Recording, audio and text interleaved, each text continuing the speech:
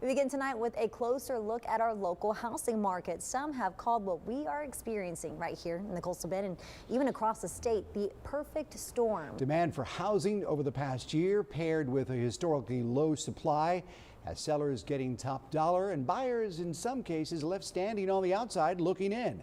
Mike Gillespie joins us now with more in tonight's top story. Well, you have likely heard by now that the real estate market is red hot. In fact, it's been that way for a while.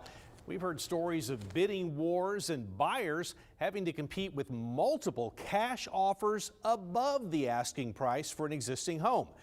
It left us wondering whether there is any room for those who are entering the market for the first time. Trying to build a new home has been a challenge as of late.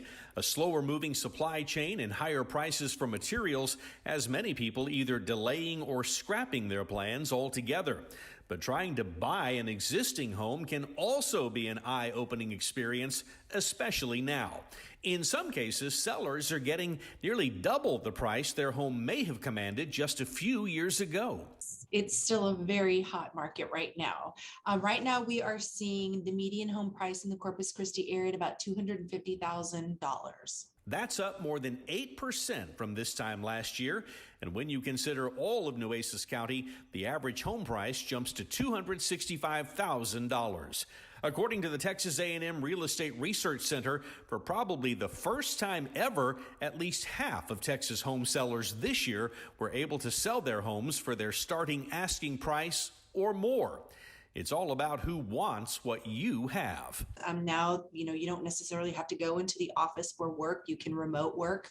And so we are seeing that people want to come to an area where they might be close to the coast, have quick beach access. And so I think that's driving the desire to be in this area. So what about first-time home buyers? How do they fare in a real estate market that has been this hot? And one thing that I haven't heard much about in the last few years since I've been in real estate is down payment assistance programs.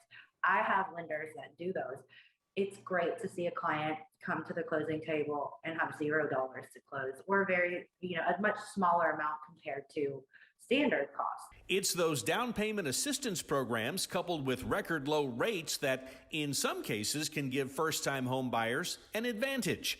But as both Hall and Gonzalez reminded me, your best asset will still be to have an experienced realtor on your side. Mike Gillespie, 3 News.